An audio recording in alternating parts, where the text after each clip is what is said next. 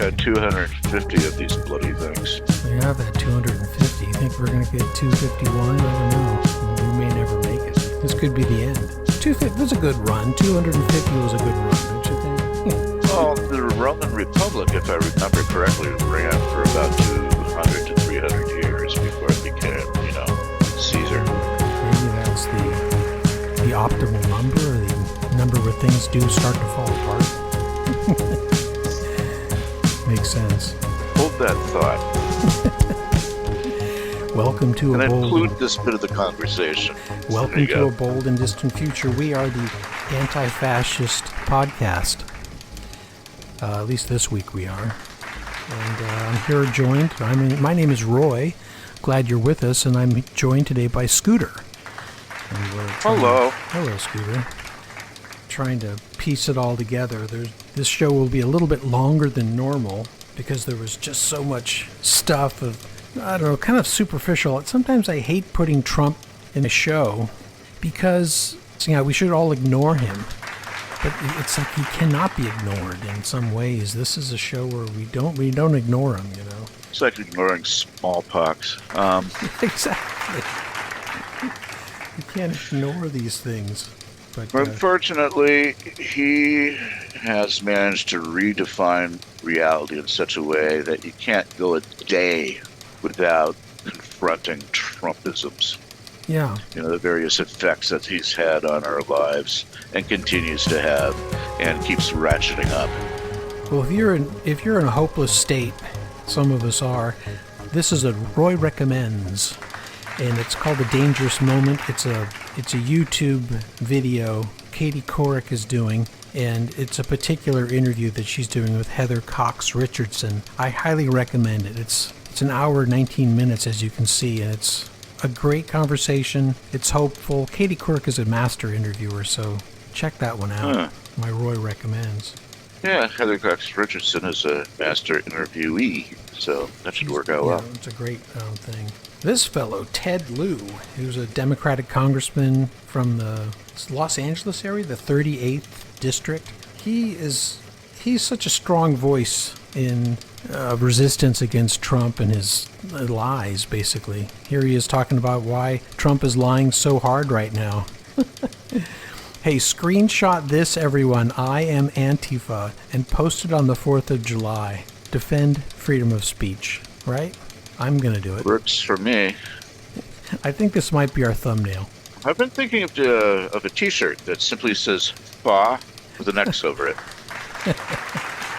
That's a good idea.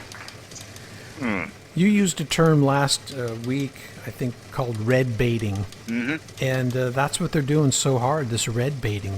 And we'll talk about it at the end of the show. Yeah, it's right up there with the worst of the 50s and McCarthyism and the HUAC. You know what HUAC is? House on Un-American Activities. Yeah. Well, our glorious leader posted this on his Truth Social page, I think, and it's a picture, it's an AI-generated image of an eagle on the front of the White House, which is not there, but people were finding similarities with other nations. Yeah. It's not a stretch, but we're not the only ones who've had an eagle as our, pet mascot. But does he do this stuff on purpose to stay in the news? Because, like they say... Bates has short attention spans. Anyway, any publicity, there's no such thing as bad publicity. That's what I'm trying to say. Mm-hmm. And I think Trump is well aware of that, even if it's a negative. Hey, this is happening. California's Trumpiest counties. There's a MAGA backlash happening, which is very interesting. People are in California. They're pretty hardcore MAGA, too. Who is that lady? I don't know. Some MAGA. Some maggot. Maggot. That's what our friend JoJo used to call them, maggots. I don't use that term, maggot. Yeah. I find it distasteful. I have. That's kind of juvenile. Well, when the president's calling people Democrats. Yeah, the Dumbocrat, because he did actually put a B in there, I think. Oh, Dumbocrat Communist Party is what he said. Can we call them retards? That's what I'm thinking.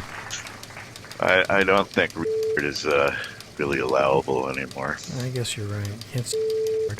I mean, we grew up calling each other hard. That was like a you retard. Remember those days? Oh, jeez, man. I've called a boss card once, but, you know. Oh, Man. this is weird. The Freedom 250 the Great American State Fair is happening in Washington, D.C. Does that mean Washington, D.C. is now a state? I don't know. Do they have... That's a good question. But this thing is a flop. It's poorly attended. There are just some comical videos out there. And I just put a few news stories relating to the Great American State Fair. I think somebody got busted for public masturbation the other day at this thing. I don't know if I put that one in, but I heard about that. I had a screenshot of it. These You have a screenshot of it? Well, the guy. Ah. Not of the actual. But this is the long lines waiting to get in. You know, I have those in those mazes. No one there. Yeah. Just emptiness. It's so sad. I don't know. What is the point of this? My understanding is that this was sort of put into plans were made for this before Trump.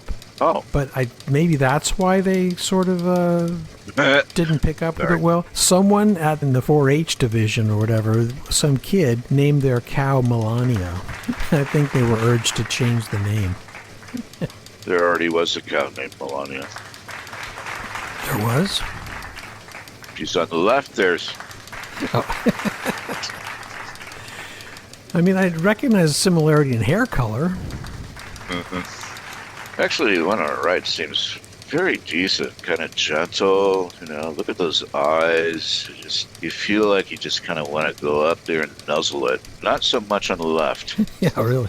Well, the North Carolina booth had this video playing, and they had the Confederate flag appear.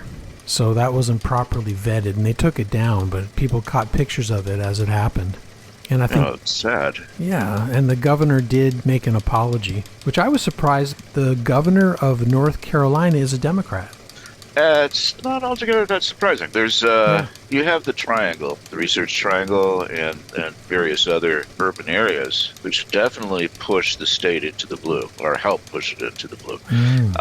North Carolina is more of a toss-up state than I think most people realize. It's not South Carolina. Right. Well, there he is, Governor Josh Stein, and he made a statement, so I was kind of surprised with that information. I've heard many states just dropped their presentations out. I think 11 or more states are not even presenting anything at the Great American State Fair. So is California in there? I don't know. I haven't seen a listings They managed dropped to out. zoom this guy. Vanilla Ice dropped out 2 hours before showtime. Does anybody have any clue who Vanilla Ice is, you know, for anyone who's like under the age of 85? I think he's kept his name going through by appearances on reality TV shows and things like that.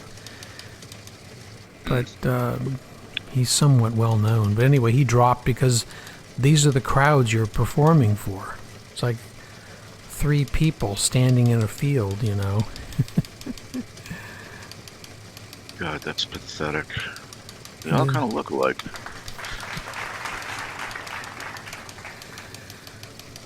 And this is the Great American State Fair. Good job. Good job, everyone. I hear the weather's rather hot out there in D.C. right now. It's like in the 90s with, 90% humidity. So that could be one reason why people aren't showing up. I think you might be onto something there. Have you ever been to D.C.? No, I haven't. Yeah. Yeah, go spend some time there during the summer. It's pretty miserable. It's like Florida. I mean, the humidity just takes your breath away. Didn't it used to be a swamp or something? It still kind of is. So it has that. We keep trying to drain it, remember? The swamp. Of course it's a swamp. There's this whole thing about hyperreality, and every time I see something like the 250 anniversary state fair, things like that, it comes to mind. Not entirely sure what's being simulated, but, well, in this case, it's a state fair that's being simulated. Right. doesn't hold a candle to an actual state fair. That's the sad bit. Flavor of a state fair, it can be kind of nice. Genuine, community events where people are showing their quilts and paintings and maybe the preserves they made. Hey, this is our segment called Primary 2026, and the only state having a primary this week was in Colorado. Is it Colorado? Colorado. Yeah. And this incumbent congressperson is out. She did not win the primary, and this young woman, Malat Kuros, if I'm saying her name right, is a socialist candidate. And so, again, this is one of the people are pointing to as part of this Mandami effect, Or people are just waking up. Here are the numbers. 67,000 for her, and Diane DeGette, who was the incumbent, got 55. So it was a bit close, but it's not that close. But she's out. Diane DeGette has been a congressperson for like 15 terms. I think people were tired of her. I think it's that, and I think there is actually a sudden rising interest amongst people who normally wouldn't look at it as an option in social democracy or democratic socialism. Yeah. Depending on which phrase you want to use. I think you're exactly right. They both mean essentially the same thing. I think you're right. I mean, they try to make differentiation, but they're so subtle it might as well be the same thing. This is what you were talking about, I think, previously, is how this might split the Democratic Party. Oh, it's going to. And it's going to cause problems. It's going to... I'll do you one better. It's the Henry Wallace effect. I don't know Henry Wallace. He was vice president under Roosevelt, but he was too far to the left for the establishment of the Democratic Party. So when Roosevelt ran for his fourth term, Henry Wallace was supposed to be on the ticket, but the establishment, and he was the most popular candidate. This is back when conventions used to nominate VPs as well as presidents, by the way. Oh, wow. So he was essentially canceled by the establishment within the Democratic Party, and we got Truman instead of Henry Wallace. He subsequently ran for president, and Georgia O'Keeffe actually got investigated by the authorities because she had a Henry Wallace sign in her yard or something like that. Wow. Yeah, it was red baiting and the split in the Democratic Party. Yeah, that's all coming together again. Well, one of the things that Mike Johnson said was that there are mandamis popping up everywhere, all around the country. Thank God. Yeah, really. It's very interesting how this occurrence is happening, but when you swing so far to the right, the pendulum just swings back the opposite way, Yep. Politics like a pendulum swings. Two interesting decisions in the Supreme Court. One, they knocked down the birthright citizenship attack that was going. They upheld the birthright citizenship. And they upheld the 14th Amendment. Who'd have thought? Yeah, really. Exactly, the 14th Amendment. So that's good news. Decision that was made by the Supreme Court that was a bit of a Republican win. It was about the election financing limitations were removed. Okay, I didn't know about this. I heard about something with the Federal Reserve. I didn't hear and how Trump can now fire and hire at will in agencies under the executive branch. So I heard that they had allowed states to disallow trans kids from participating in sports, under their chosen gender, as opposed to their biological gender, birth gender. Right. So I heard about that. But I didn't hear about this. Yeah, this is a very interesting one because it does give Republicans more power in terms of money to finance campaigns. So Supreme Court lifts spending limits on political parties and candidates. Well, my plan is to become a trillionaire. I'll see if we can counter this a little bit. I'll let you know how that goes. Finance some political elections. I need to look into that other one you were mentioning. What was it? Trump's ability to fire people in other branches. As I understand it, and don't take this as absolute truth, it's just what I think I saw. Yeah. I don't know if I could caveat that anymore. There was a question about whether he can hire and fire people in the Federal Reserve. Federal Reserve, up to this point, has been pretty sacrosanct. It exists virtually almost as if it were its own branch of government. I mean, it was set up that way. So it won't be influenced, by business or politicians or something like that. Trump wants to do away with that. He wants to be able to get rid of I believe he still wants to get rid of the chairman, and appoint his own, which basically gives him the right to, he becomes the minister of the Treasury. Once you own the Treasury, you pretty much own everything. Just ask Littlefinger. Who's Littlefinger? Who's in Game of Thrones? Come on. Oh, okay, sorry. Well, yeah, it just seems like an executive branch overreach. He's doing all that crazy firing. Yeah. Well, his tag phrase is, you're fired. Isn't that? You're fired. Exactly. That's his brand. You're fired. The Apprentice. Well, this is the red baiting section of the show because Mike Johnson, the Faith and Freedom Coalition speech that he gave. Yeah. Okay, Ralph Reed spoke at this too. It made some really bizarre comments. Oh, I didn't see that part. But that happened June 26th. Democrat says godless communists. Oh, man, Trump. This is such a replay. This is amazing. This is what the environment I grew up in. Yeah. This is what I heard growing up. It is. It's so like it's like Mad Magazine, It's like, Seriously, I mean, does Mad still exist? We should send in a suggestion. I don't think they do publish a monthly paper anymore, but they do, like, every so often they'll do another edition, like a special edition. But we need Mad back. We need National Lampoon back. We need to get our sense of humor back, quite with this flair and style of either Mad or National Lampoon. I agree. Moment to talk about what Mike Johnson said afterwards. But the DSA, the Democrat Socialists of America, it sounds so innocuous, doesn't it? No, it doesn't. Don't say that. But the DSA, the Democrat Socialists of America, it sounds so innocuous, doesn't it? No, it doesn't. Don't say that. This is their platform. Listen, this is actually quotes from their platform that they published, I think, about a day or two ago. You can find this on the internet. Okay, here's just a sample of what they're about. They put this on paper. They're saying the quiet things out loud. Abolish the Electoral College, replace the two-party system with a multi-party democracy. Expand the House of Representatives, implement proportional representation and ranked choice voting in all elections. Establish public ownership of the largest corporations and essential industries to ensure democratic control and accountability to the people. Abolish ICE and grant amnesty for all. End sanctions on Cuba, Venezuela, and Iran. Free Palestine. Quote, for a free Palestine with Jerusalem as its capital. End all military and economic aid to Israel. Prosecute U.S. and Israeli leaders responsible for the genocide in Gaza. Abolish the carceral state. Quote, redirect police and prison funding to public services as steps towards abolishing the carceral forces of the capitalist state. Y'all, it goes on and on and on. Defund the Department of War.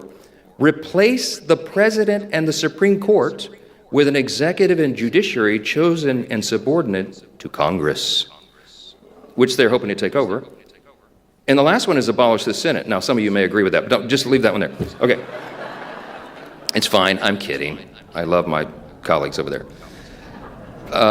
There's a new Gallup and NBC poll. Came out about 4 days ago. Listen to this. Only 29% of Democrat voters now say they are proud to be American. Over half now say they want to live in another country.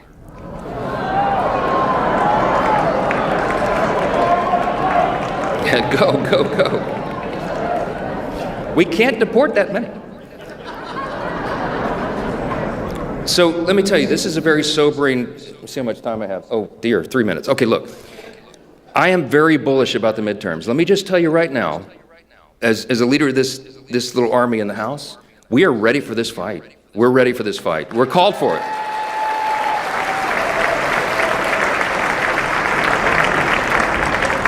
My friends, I have a very boring 90-minute slideshow that I could go through with you right now. All the reasons we're going to win. We are going to defy history. It is true. We have to defy history. Only twice in 90 years has the sitting president picked up seats for his party in that first 2-year cycle.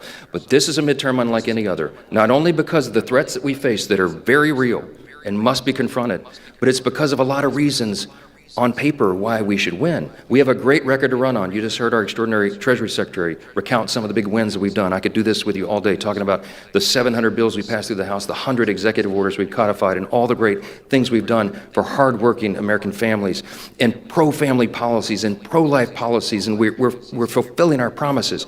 We have better candidates than the Democrats do. They are on the verge of an open civil war because the establishment Democrats are being pushed out by the Marxists. They're having a lot of disarray on their side, and that will play to our advantage in the midterms. We have, for the first time in 10 years, my friends, we have a slight fundraising advantage over the Democrats. That never happens. People are so motivated, and we have the President of the United States running like it's 2024, okay? He's going to tell you that himself here in a few minutes. He's going to tell you. He's out doing campaigns and rallies, and he's going to look right into the eyes of the camera and say, I am on the ballot, because in a real sense he is. If we were to lose the midterms, heaven forbid, these Democrats, y'all, impeachment's not even the big concern. They will turn every committee of Congress into an investigative body, and they'll go after the president's family, the cabinet, his donors and friends. Half of you in this room will be targeted. I run the protection program. I'll take care of you, okay? We're going to win. We're going to win the midterm, okay? All right? Okay, so everyone thinks baked on grease needs strong chemicals to get it off. Whoa. Yeah, no, Well- but I did feel like he's trying to sell me insurance. He just, the way he looks, the way he presents, you need a policy that will cover, your roof in case of hail. Well, these images that I've gathered are from the Democratic Socialists of America website. It's from their platform, and they've done these nice little infographic kind of images. And I kind of agree with many of the things I'm seeing on their website. And I think Mike Johnson might have misfired in the sense that he advertised out all the good things about them. You know what I mean? I don't What's think... amazing to me is this is not socialist. This is if you know this. If this was Europe, this would be basically what the Christian Democrats offer. Right. This is a conservative take on social contract within a popular democracy. 32-hour week. They do that. Union power, eat the rich, Green New Deal. Yeah. There's nothing particularly radical about any of this. I think more and more Americans are realizing that, and I hope enough do, but what I worry about, as we've talked about, is that it's going to split the Democratic Party. Not enough people. It's going to be that Bernie Sanders effect, or as you said, the Wallace Stevens effect.